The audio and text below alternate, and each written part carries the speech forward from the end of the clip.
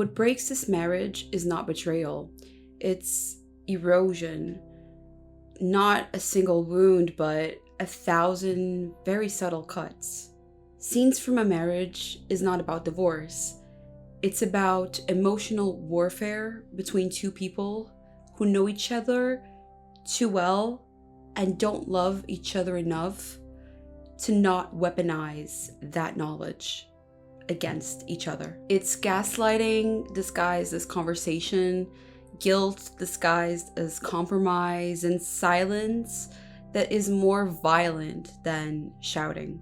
This is the psychology of Mira and Jonathan's relationship dynamic, and how sometimes emotional abuse doesn't look like visible suffering. Sometimes it looks picture perfect. Sometimes it looks like a couple who host their friends for dinner and appear progressive and enlightened. This is the case with Mira and Jonathan. She is assertive, he is gentle, they joke, they flirt, they play their part. But after the guests leave, Mira retreats into silence. She found out she is pregnant, but she can't bring herself to share it. The marriage is not breaking, it is hollowing out. From the outside, Mira and Jonathan look modern, balanced even. She's the career woman and he is the sensitive father. But what we are watching in this relationship dynamics is not the breakdown of love, it's a relationship that was always built in imbalance. Jonathan carries the emotional weight of the relationship and does the emotional labor, and Mira carries the entitlement. When Mira tells Jonathan that she has been having an affair, her tone is flat, emotionless. She doesn't ask how he feels. She doesn't even hesitate. She tells him that she's already booked a flight to Tel Aviv with her lover Polly, and she's not sure whether she will be back or not. And when he crumbles emotionally in front of her, she accuses him of making this harder than it has to be. This is deflection, rewriting, and redirecting the entire story. And he absorbs the information, he accommodates, and even apologizes for things that he didn't actually cause. Even as she walks out, Jonathan still offers to pack her things and still asks her what she needs.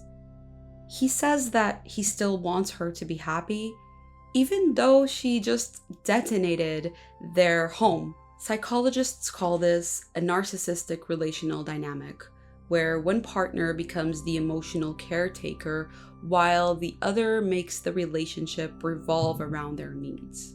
And the thing is, relationships like this work and can last for a very long time until the person that is carrying the weight of the relationship stops bending over backwards for it. And what makes this show so devastating isn't how much they fight, it's actually how much they don't. How silence becomes a strategy, and words, when they do come out, are weapons. Even expressions like, "I'm just being honest," become emotional warfare. Mira is capable of gaslighting Jonathan without even raising her voice. When she returns after months away, only to tell Jonathan that he has become needy. When he brings up their daughter and the chaos Mira left behind, she coolly replies, "You always make things so dramatic." Her dismissiveness is sharp, but coated in calm. She makes Jonathan feel guilty for not reading her mind, as if he should be guessing, as if communication is not the most important thing in a relationship. In an earlier episode, when Jonathan hesitates over her decision about getting an abortion, Mira doesn't argue, she just blankly stares at him and coldly says, "I knew you'd make this about you." His discomfort becomes her ammunition. She punishes him not with anger, but with withdrawal, by freezing him out. When Jonathan tries to reconnect, Mira shuts down emotionally. He even begs her, "Talk to me," but she says that she doesn't feel anything anymore, not even resentment. So that coldness not only becomes rejection, it becomes utter erasure. This sort of silent treatment strategy is very effective, to the point where Jonathan starts to believe that things are his fault and starts taking the blame for everything.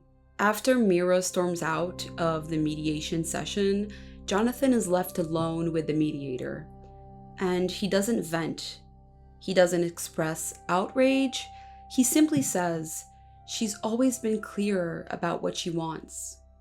As if her cruelty were a kind of clarity and his pain a personal flaw. What Mira is doing is covert emotional abuse, manipulation through ambiguity, guilt, and confusion, rather than overt aggression.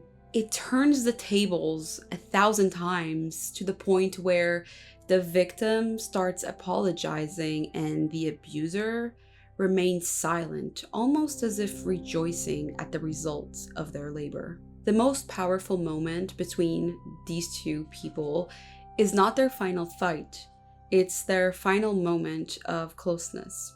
They sleep together one last time, tender, exhausted, and nostalgic. Years after their separation, Mira and Jonathan sneak away to their old house. They laugh, they reminisce, and they make love gently, like people who know each other's bodies better than their own. And then Jonathan makes a surprising and very necessary choice: to end it, to stop playing the role of the caretaker, and to finally break the cycle. He doesn't plead, he doesn't ask her to come back, he doesn't chase the high of old affection, and for once, he simply exists without folding himself around her. Finally, he begins self-differentiation, which in trauma-informed therapy is known as the ability to separate your identity from your emotional enmeshment with another person. The other thing that stands out in this situation is that Jonathan doesn't hate her and doesn't want revenge. He just wants to be free and finally break away from those shackles. When Mira asks him if he thinks they are bad people, he says, "I think we did the best we could." And there's no bitterness in his voice, just release. Ultimately, this relationship is a portrait of emotional enmeshment, performed politeness, and slow emotional destruction. It shows us that abuse doesn't always look like aggression or yelling.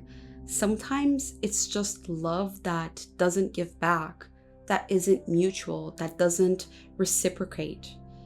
And sometimes it's care that comes with control, which signals at the fact that in those cases, the kindest thing that you can do for the other person, and especially for yourself, is walking away.